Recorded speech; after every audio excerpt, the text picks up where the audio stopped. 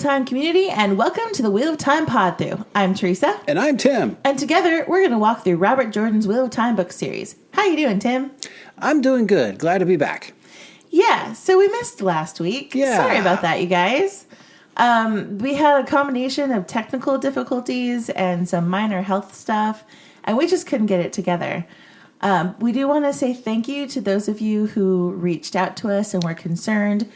We're fine. I know Southern California is on fire, but where we are located, we're doing fine. Yeah. So we're not in crisis. We're not having an emergency. We just had things. Life happened, and we couldn't pull the podcast together. But we're back, and we're ready to pick up where we left off. So, before we get started, we just want to remind you that this is a reread. We assume that you've read the entire series, so there will be spoilers. You have been warned. All right, Tim, what are we going to be doing in today's episode? Today, we're going to be discussing chapters 22 and 23 of the Dragon Reborn, where Egwene goes through her accepted test and things go horribly awry. Chapter 22 is called The Price of the Ring, and the icon is the Flame of Tarvalon. Buckle in, people. This is going to be a long episode. I'll do my best to summarize for the benefit of those who are not reading along with us. Egwene is barely out of Varen's study when Sheriam finds her to summon her to her accepted test. Panicking, Egwene tries to stall, asking if she could sleep first, but Sheriam tells her that the Amyrlin commanded it to be done right away, and Elaine has already been through the arches. Sheriam leads her to the chamber, and they are abruptly met by Elida, angry and complaining about being kept waiting. She stood beside a table with 3 large silver chalices, and 3 more Aes Sedai sat cross-legged at the connection points of the 3 arches. Egwene recognizes Alana of the green, but she does not know the yellow or the white. Sheriam tells Eggs that novices usually get 3 chances to agree to go through the Terran Girl before being put out of the tower, but guesses that in her case, the Amyrlin would not be pleased if she refused. Elida interrupts that Egwene should not be given this chance, that she should be put out of the tower right now, or at least set to scrub floors for the next 10 years. Sheriam calls her out that she was not so adamant when it was Elaine going through the test. She insisted on being part of this, and Sheriam tells her that she will do her duty, or Sheriam will throw her out and find someone else. Tensions run high, but Elida backs out of it with another snipe at Egwene. Sheriam goes on with the ceremony, giving Eggs the same spiel we heard when Nynaeve had her accepted test. Once she agrees, she can't back out, be steadfast because others have been lost, etc. Eggs agrees, remembering about the papers Varen gave her and the stone ring a little too late. She couldn't back out now or she'd be put out of the tower. She had no choice but to leave the papers and the Dream Ring Tangirl in her pouch and hope no one went snooping while she was doing her test. Alana suddenly speaks up that there's a strange resonance coming from the arches that she's never heard before. Sheriam says she doesn't want to send anyone in if there's a problem, but they determine that the buzz shouldn't interfere with the test. They carry on with the ceremony. The first time is for what was, the way back will come but once, and send Egwene through the arches. Egwene is in the 2 Rivers, married to Rand with a baby daughter, Joya, and still training to replace Nynaeve as Wisdom someday. Rand tells her about gossip of news brought by Peddler about the Shanshan army and far-off wars, but nothing to trouble the 2 Rivers. He gets bad headaches that Nynaeve's cures don't seem to work on as of late. Egwene had noticed that strange things coincide with the headaches, like lightning from the sky and wildfires. The headaches are getting worse, and Eggs wants to help Rand when she sees a silver archway out of the window and hears the way back will come but once, be steadfast. She looks at Rand and Joya and argues with herself about what she wants until Rand falls to his knees, head cradled in his hands. The headaches worse than ever. She walks away from Rand, crying out in pain, knowing that she could help him, and steps through the arch. Elida pours water over Eggs, washing her clean, and she cries to Sheriam about her daughter. Sheriam tells her that there is a price to becoming an Aes Sedai. Eggs asked if it was real, and Sheriam tells her no one knows, but the danger is real. The second time is for what is, and Eggs goes back through. She finds herself in the ruins of the royal palace in Andor. Ruins and Trollocs were the norm. A Myrddraal rides through hunting for someone. She sneaks through the rubble and finds Rand pinned under a heavy beam, half buried in debris. He asks her for help, and she tells him if she channels the beam away, the whole place will cave in, and she can't handle it all. He tells her he could take care of the rubble, but he can't trust himself to channel. He can feel the madness trying to take him over and is afraid of losing himself entirely. There's a dagger just out of his reach, and he asks Egwene to stab him in the heart with it. She refuses, and he tells her that the Myrddraal and Dreadlords can turn him if they take him. He begs her to kill him before that can happen. She can't or won't do it. She sees the arch and walks toward it, Rand screaming at her to help him. She staggers through the arch, whispering her apology. Elida does the cleansing ritual, and then Eggs asks Sheriam if it's true a channeler can be turned to the shadow. Sheriam tries to dodge the question, but Eggs won't let it go, so she finally admits that it is true and explains the 13 by 13 rule. Eggs makes the connection that there were 13 black sisters that fled the tower, but Sheriam tells her to forget about it and sends her through the arch one last time. The third time is for what will be. Eggs is obsessing over the idea of 13 evil sisters as she goes through the arch. She was surprised to see the stole of the Amerlin on her shoulders, but she can tell something is wrong. Her keeper, Beldine, asks her if she's okay. Egwene's mind is a little jumbled. She's having memory problems and intrusive thoughts that make no sense but feel familiar or important. She follows Beldine to the hall of the tower where the sitters are gathered. Elida, the highest of the red sitters, has Rand brought in chains. She announces that he can channel and has claimed himself the Dragon Reborn and calls on the Amerlin seat to pronounce the sentence of gentling on him. Egwene is not sure what to do. Elida pounces on her hesitation, calling her unfit for the stole. Egwene says she can't do it, and Elida proclaims that she condemns herself and tells them to take her. Beldine hits Egwene on the head with her keeper's staff, knocking her out. She comes to, naked, bruised, lying on a rough wooden table with 13 Black Aja sisters and 13 Myrddraal discussing their plans for her.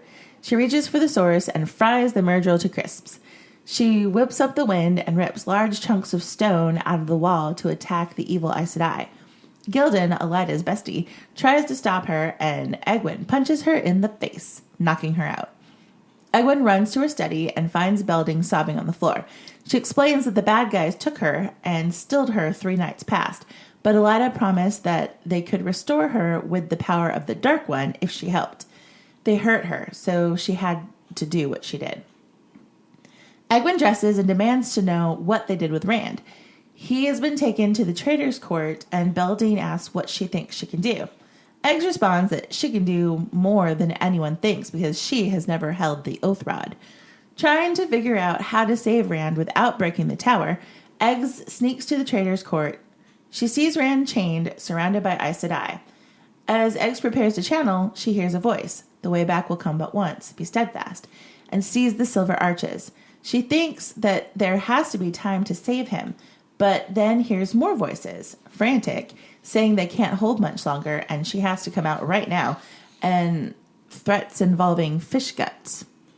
With a scream of rage and loss, Egwene threw herself at the arch. While it sucks to be Egwene having to no break at all before her accepted test, I am glad that this happened so quickly. Jordan has kept up the suspense and establishes a pace for this part of the book. Slowing it down would have lost that momentum.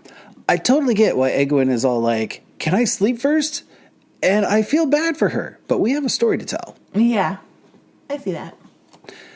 Elida is so out of order, and I like that Sheriam called her out for her crap. Yeah. Because she didn't object like this at Elaine's accepted test. She's really biased against Egwene. Elida is one of the strongest Aes Sedai in the tower, so standing up to her in such a public setting is a baller move, even if you are the Mistress of Novices. What really pisses me off is when Alana brings up the fact that there is a resonance in the Acceptatron. Elida does not just write it off as an oddity. She takes it a step further. She belittles Alana for bringing it up. Mm-hmm. We've already heard how the numbers of the tower are dwindling, and every woman who can become an Aes Sedai needs to if they're going to survive the last battle. being this cavalier about this test shows she really does not care. Yeah.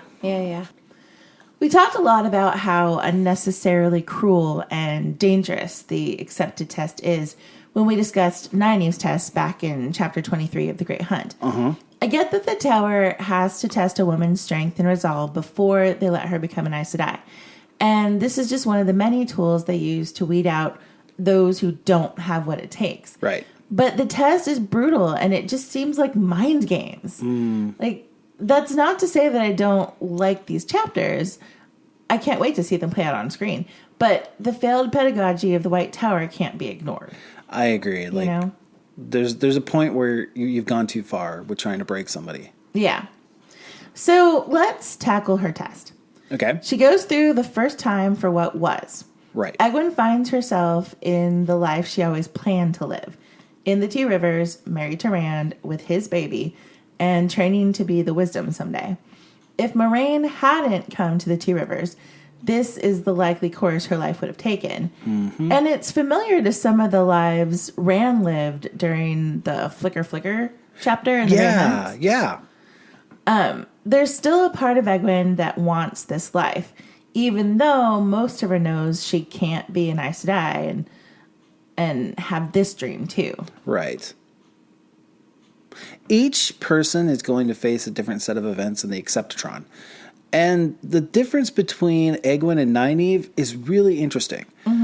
During Nynaeve's test, she fought against the pull to stay in the alternate lives because even though on some level she knew it was not what she was meant to do, each scenario played into the core of her personality and the temptation was really strong. Yeah. Egwene has a sense that something waited on the other side of the Silver Arch. Something that she wanted more than anything else in the world. Egwene wants to be an Aes Sedai. She's driven in a way that Nynaeve never was, and her accepted test will prove that she wants it more than anything. Yeah, definitely.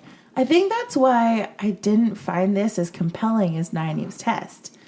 Like, she already walked away from that version of herself in order to be Aes Sedai. So it didn't seem as big of a temptation as, say, like when Nynaeve had to walk away from a life with Lan as his queen. Like, as soon as Egwene found out she could channel, all she wanted was to train in the tower. Yeah. Perhaps this was just the last vestiges of the hold that the Two Rivers has over her heart. Like, she can finally move on completely. Right. That makes sense. One thing I do love about the accepted test is the ritual. Yeah.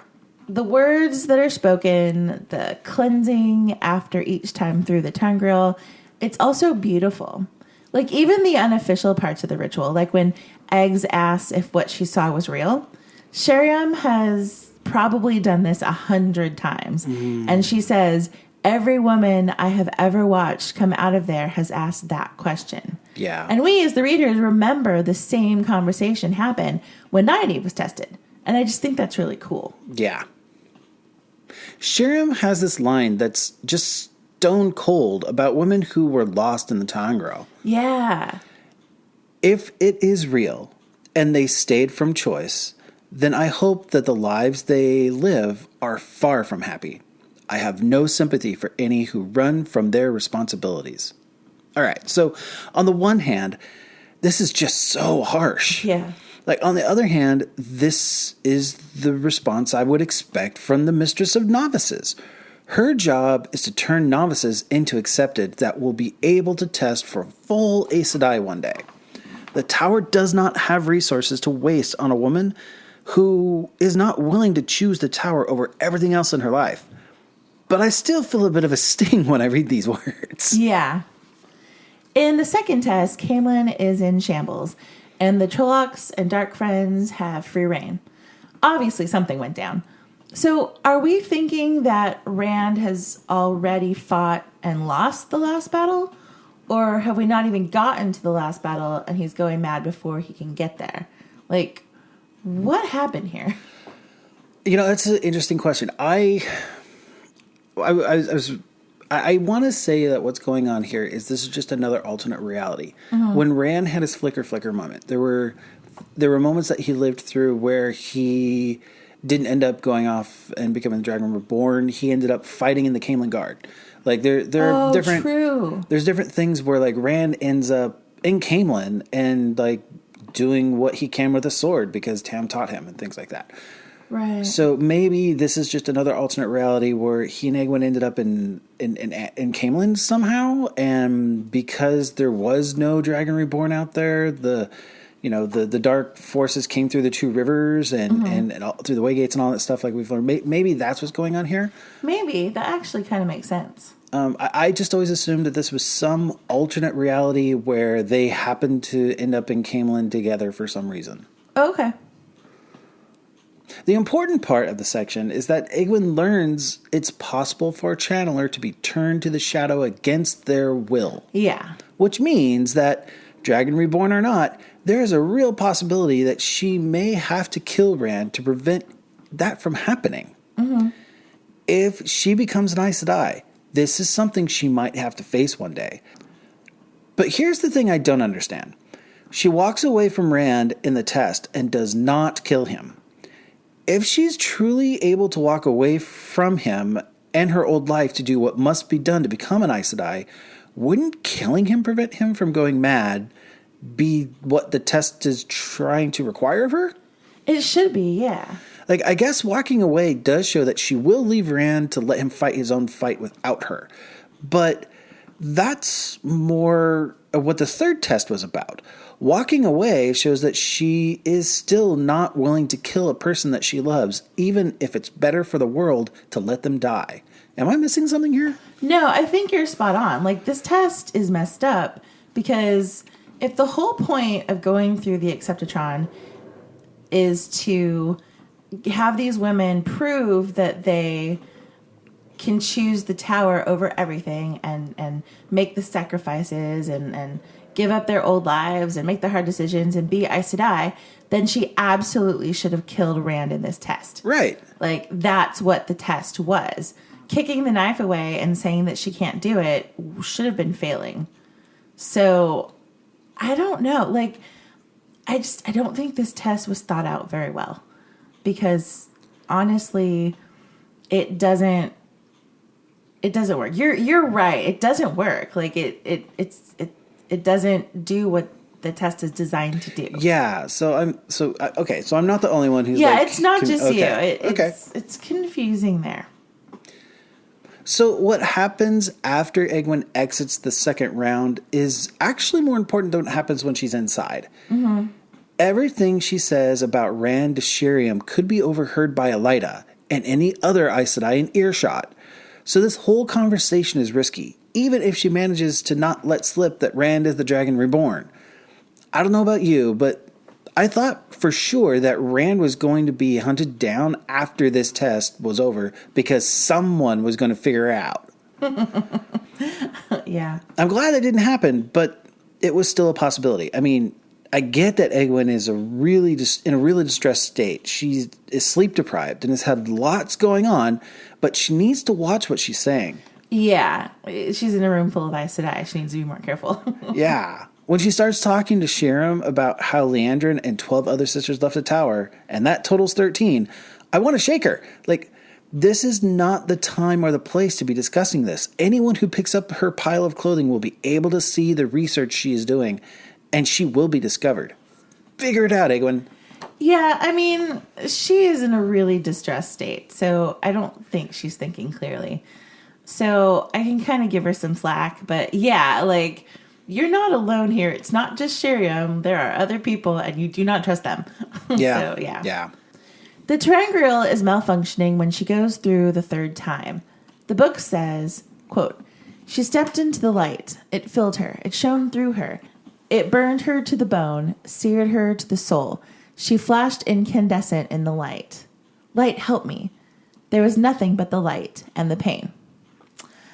That's not normal. No one else gets that description. Usually a woman steps through, here's the way back, will come but once, be steadfast, and then have no memory of whatever is outside the vision. Right. But here, Egwene is having jumbled memories. She doesn't exactly remember that she's being tested, but she's not totally in the vision either. And her paranoia about the 13 sisters and being turned is overriding everything. Yeah. And this portion of the test foreshadows not just some of Egwene's future, but also what happens with Swan. Yeah. What's interesting is how it both does and does not parallel the events that actually happen in the future. Yeah. Like, Elida is not Black Aja, but she does depose the Amerlin seat. And she even does it because of circumstances involving Rand not being able to be gentled. Mm-hmm.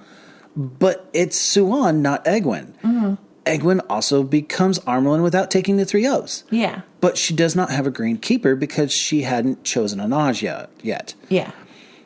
It's like this is a future that could be, but it plays out in what is basically Egwene's most nightmare version of events. Mm-hmm. And I think this happened because Egwene is a strong dreamer. Before she enters the last time, she has this fear driven by this new realization that it's possible to turn someone against their will. And the fear stays with her through the whole experience, just as strongly as the reminder that the way will only come once. Mm-hmm. She could unconsciously be willing this nightmare into existence. Am I making sense? Yeah. I mean, we haven't really discussed what we think the alternate lives are yet. Right. In the next chapter, Alana will say that the only time she's ever seen anything like this happen is when 2 Terangirl that were related to each other were tested in proximity to each other. Right. So the Dream Ring Terangirl is why things went all crazy. And that means the Acceptatron has to do with the world of dreams in some way. Right. So, yeah, like because Eggs becomes such a strong dreamer and she's obsessing about the Black Aja and especially the 13 by 13 thing, she may have accidentally willed this nightmare future into existence. It also, if you think about it, makes sense why Nynaeve was able to get the doorway to come back. Because Nynaeve willed it into existence because Nynaeve is the most stubborn person on the planet. So, yeah. Like, this has to do with the world of dreams somehow. Like, I don't know if it's actually Tel'aran'rhiod, but it's definitely related. I agree. So her Egwene being a dreamer definitely influenced the test somehow. Here's what stuck with me this time around. Things got wonky when Nynaeve was being tested because she channeled during the test. Mm-hmm. Egwene is gearing up to rain down all her power and might when the last arch appears for her. Do you think that the reason the sisters had such a hard time holding the door open has something to do with the amount of power Egwene was about to unleash? It might be because she didn't channel in either of the first 2 times through. It wasn't until the 3rd time that she channels, and then things go really crazy. But the Terangirl was acting up as soon as she goes through that 3rd time, even though she hasn't channeled yet. So that may have nothing to do with it. Like, it's hard to tell. But her channeling certainly didn't help. Okay, cool. So I don't know. I think the 3rd test might have been there to teach Egwene that she can't save Rand. He's going to have to take care of himself now. And if she's going to be Aes Sedai, she can't feel responsible for him. The test goes a little wonky, but I think we're finally at the part where she starts to let him go for real. Right? I don't know. I really struggled nailing my thoughts down for this chapter. And I think it's because I believe Jordan took a misstep here. Okay. Talk to me about that. Ultimately, I don't think Jordan did as good of a job writing Egwene's test as he did for Nynaeve. After reading Nynaeve's test, I expected Egwene's to be just as gut-wrenching. But it falls flat. Yeah. Like, there's a lot of great action, and it's going to play out really well on screen when the TV show comes around. But what does the test actually tell us about who Egwene is? The reason Nynaeve's test was so great is because each situation cut to the heart of who she is as a person. It tested her resolve to become Aes Sedai by hitting the core of who she was. Right. Egwene's test isn't like that. I get that he wouldn't have wanted to repeat himself.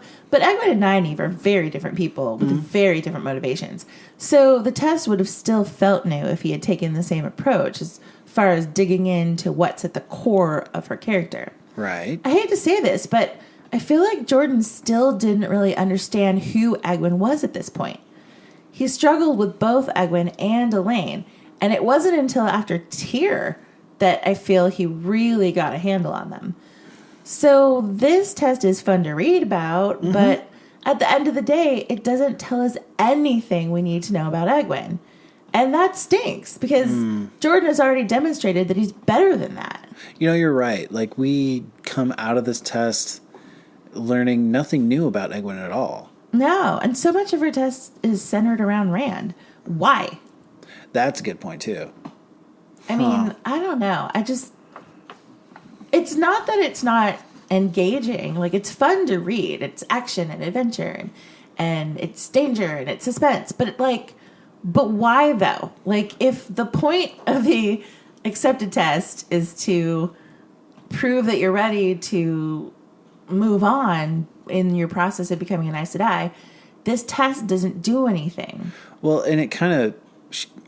she comes out of the arches, so I guess she passes. But yeah. I kind of think she actually fails the second test, quote unquote. Right, like we said, yeah. So I don't think that this was thought out very well. Like, I really enjoy these books, and I think Jordan is a really good writer, but I also think there were sections of this series that needed another pass or two in the editing process, because they just weren't at the same level that everything else was in the grand scheme of things. And Nynaeve's test was so good. it was. It was painful, and it was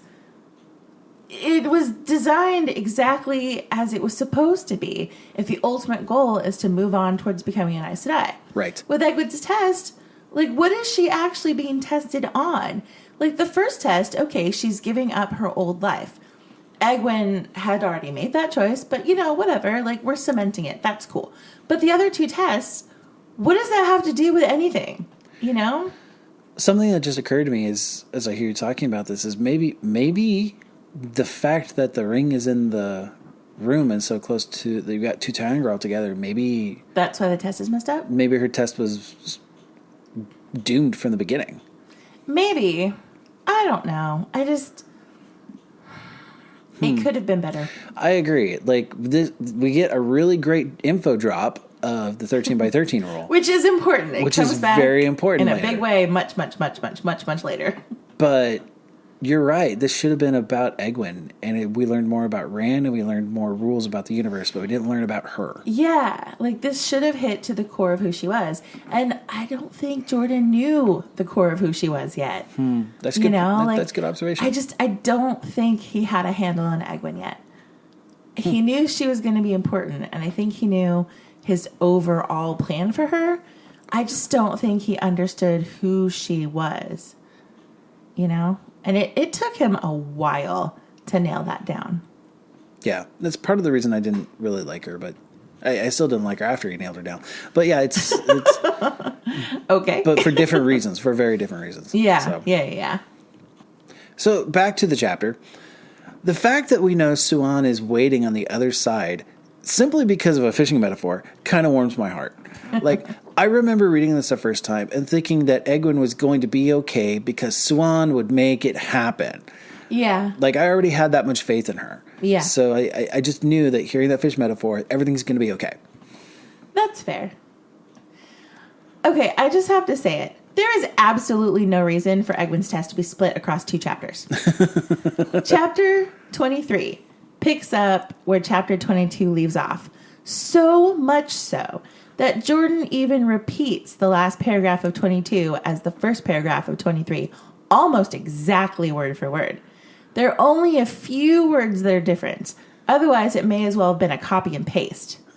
I can only assume that the editors complained that the chapter was too long, so instead of cutting anything out, Jordan split it into two. I am not a fan of these arbitrary decisions. It should have just stayed one long chapter. Yeah. Splitting it doesn't make sense. That being the case, we're going to treat them as one long chapter and move right along into chapter 23, which is called Sealed, and we see the wheel icon. Egwene storms out of the Silver Archway, out for blood, demanding to know if all there is for her is to abandon and betray. Before she gets too far, though, she sees that things aren't quite right. 2 Aes Sedai now sit at each connection point, and all of them are openly sweating as the triangle vibrates violently. Sheriam immediately delves Egwene, reporting that she's okay, though she clearly expected the worst. The Aes Sedai struggle to shut down the Terangriel, and Egwene wants to know what went wrong, but first the ceremony must be completed. The Amerlin pours the last chalice over Egwene, telling her that she is washed clean and sealed to the tower. She graduates from child to daughter and has a momentary thrill before Swan steps back into business mode and commands Sheriam to check Egwene out again and be sure that she's unharmed, and to get to the bottom of what went wrong. Egwene slips into her new accepted dress, and Elida hands her her stuff back.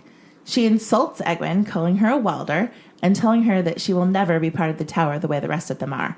She says it would have been better if Eggs had learned just enough not to kill herself, and then went back to her sleepy little village, then storms off. Egwene wants to know what happened, and Sheriam tells her she thinks she almost died. Alana joins in on the conversation, apologizing for not stopping the test when she first noticed the reverberation. She says that she blames herself and will ask Swan to share Egwene's time in the kitchens and a visit to Sheriam as well. Sheriam is scandalized by the very thought of an Aes Sedai scrubbing pots, and Egwene is suspicious of why Alana would go to such crazy lengths, wondering if she's Black Aja or just wants to keep an eye on her. Alana tells her that the only time she ever saw anything like that was once when they tried to use a triangle in the same room with another that may have been in some way related to it. The pair of them melted, and every sister within 100 paces had such a headache for a week that she couldn't channel a spark. Egwene realizes that she did this to herself by having the dream ring with her.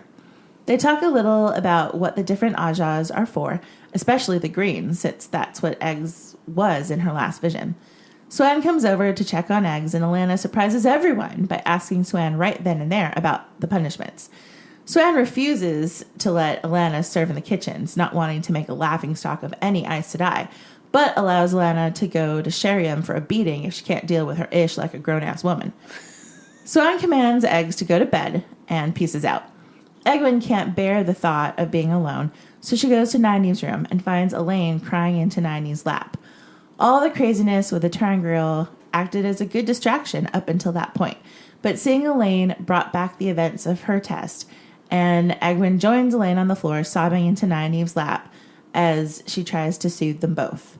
She tells them that it eases a little with time, and that one day they would make the Aes Sedai pay their price. Egwene comes out absolutely livid, ready to demand answers about what she just saw, but stops dead in her tracks when she takes in what is happening around her. Fully trained sisters are on the ground, sweating from exertion. Sheriam delves her, expecting to find something wrong. We even see Elida was worried because she exhales a long breath before carrying on with the ceremony, and then she almost runs back to the Amerlin with the chalice.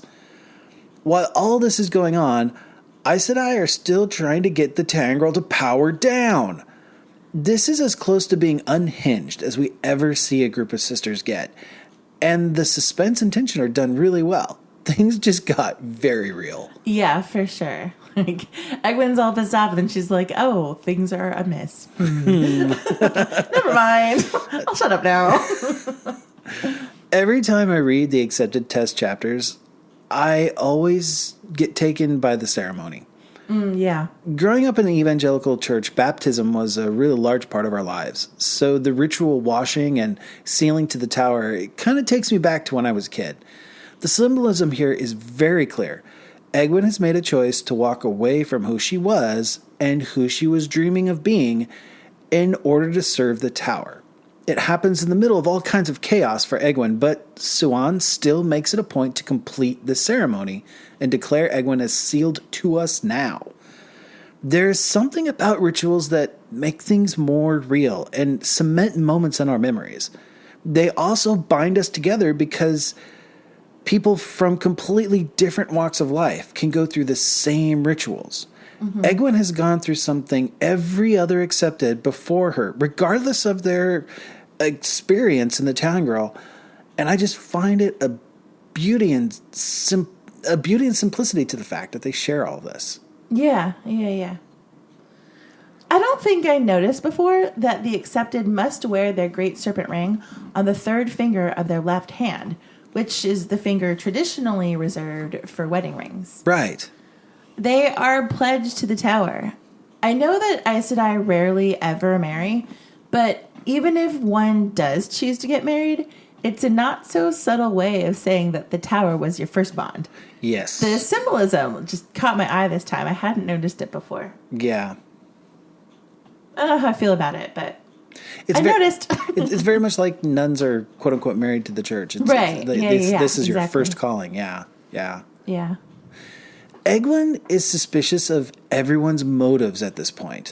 When Shiriam tells her that Suan is worried about her, she thinks to herself, the Armelin wants nothing to happen to her hound till the deer is pulled down. Like, Egwene has been through a lot, but she is ratcheting herself up to full-blown paranoia. Yeah, for sure. It's better than trusting every Aes Sedai blindly, but she may want to dial it down a notch. Just a little bit.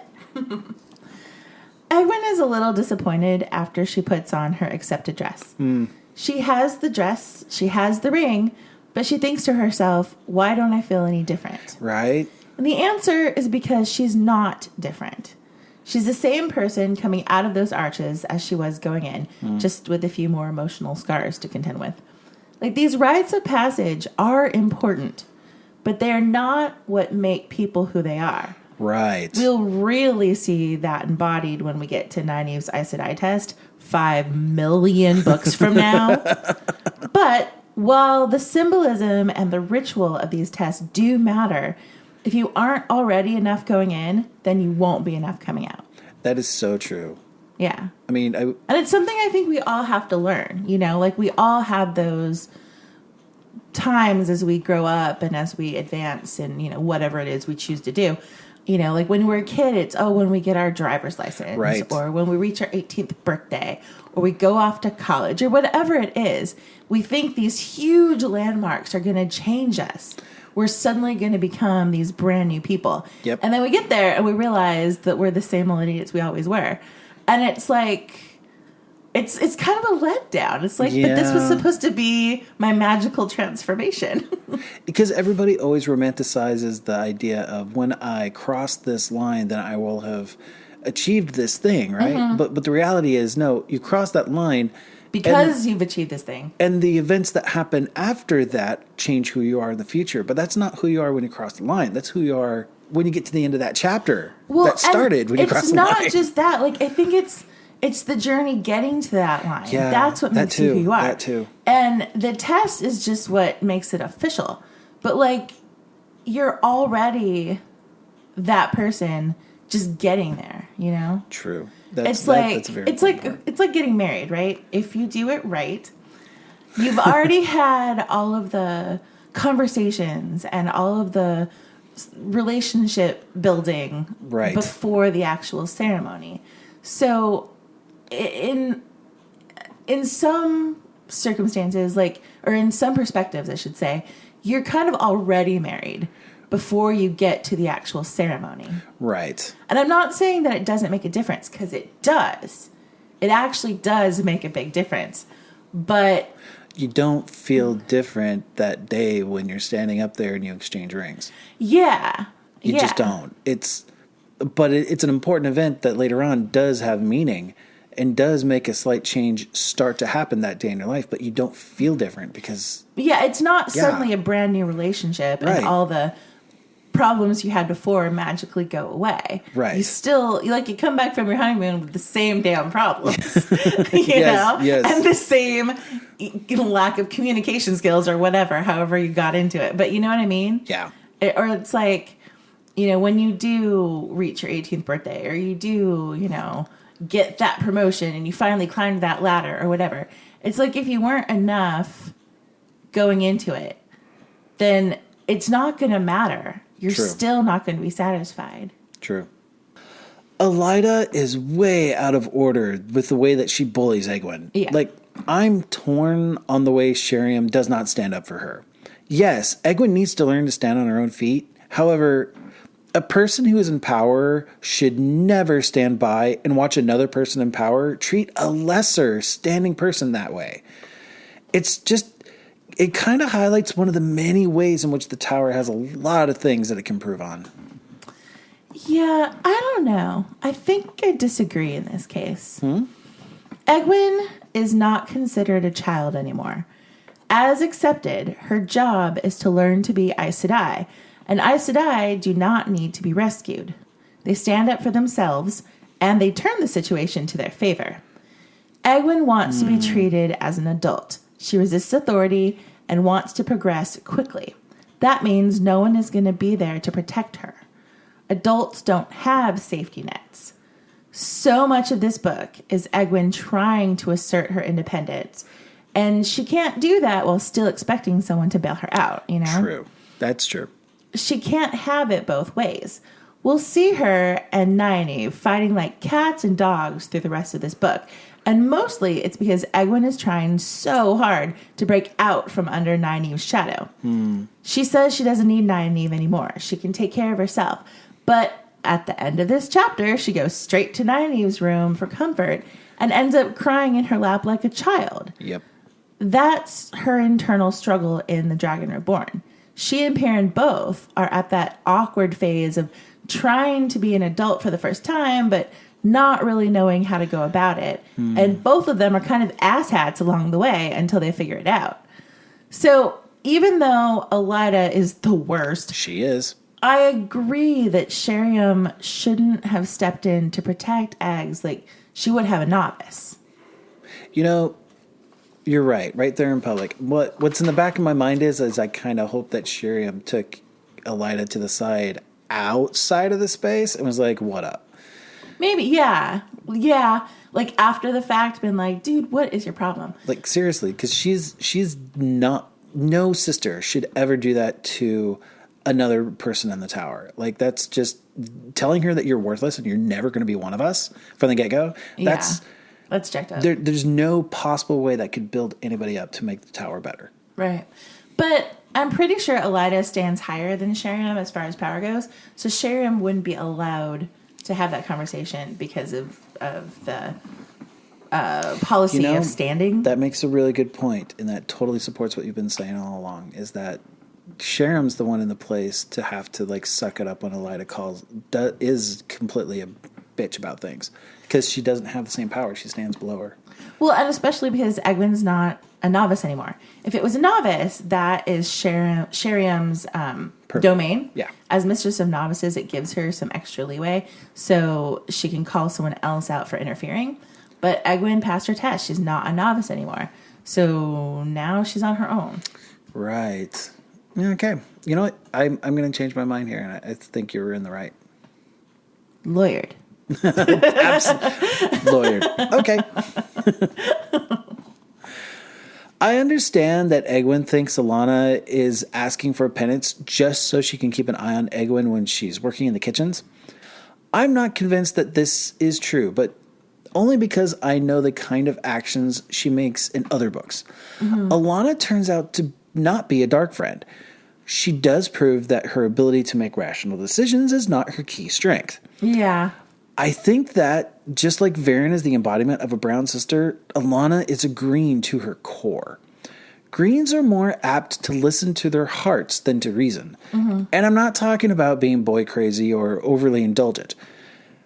Greens act with passion and are open to what their heart is telling them is the right thing to do.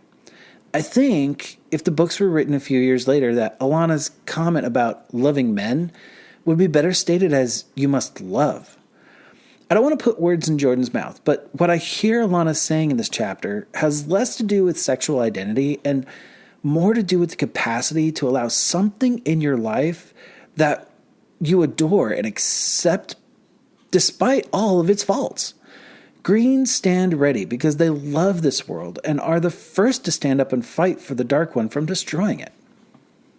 Yeah, like, I think you're right. Like, I think this whole greens are extra horny or whatever. Yeah, yeah. Greens love men and hey, whatever. Like, I don't actually think that's what being a green is all about. I think you're onto something there where it's about being passionate or maybe loving, not just loving men, but loving mankind. Right. But also, I mean, if you think about it, like they're the battle Aja, right? So they're going to be on the front lines fighting side by side with soldiers who in this world are predominantly men. True. Which means they need to be able to love their brothers in arms and see them as equal and see them as good men and recognize their sacrifice. And you know, like this whole men versus women crap that keeps popping up where like the women dismiss men as useless and stupid and the men dismiss women. Like it's, in order to be a green, you kind of have to be above that and recognize the good and the usefulness in men because you're going to be fighting alongside them. Yes. Like you need to all be on the same team. You need to be passionate, not just about the world, but about humanity. Right.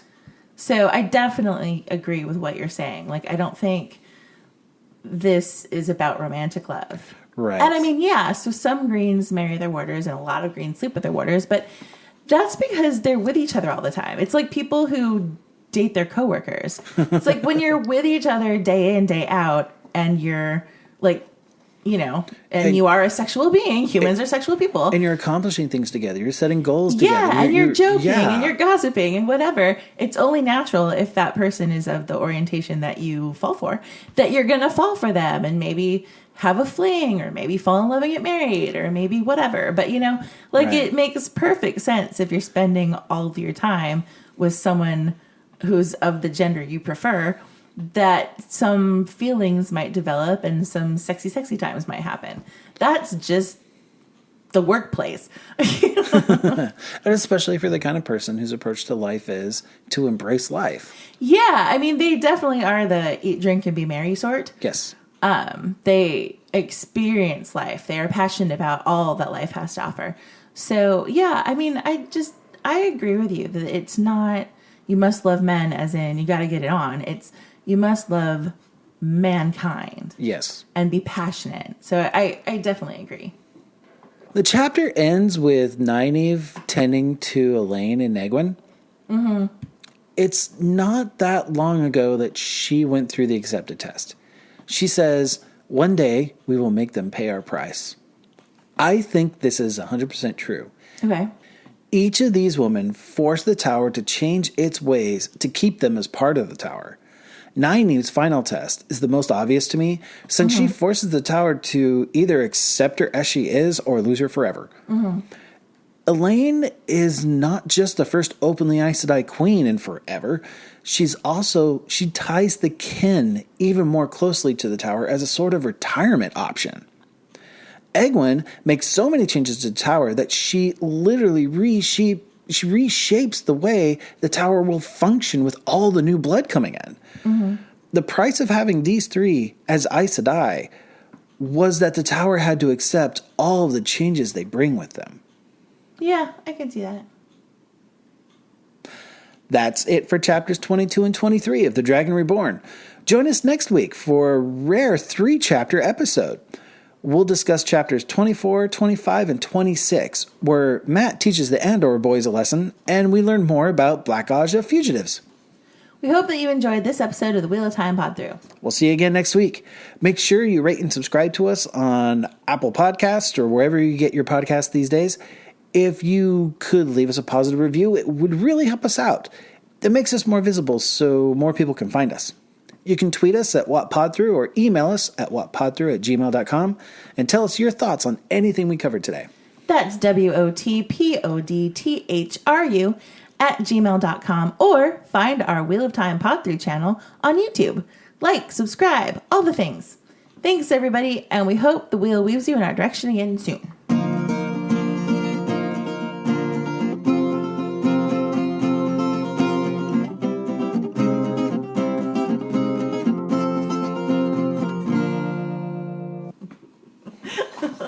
And threats involving fish guts.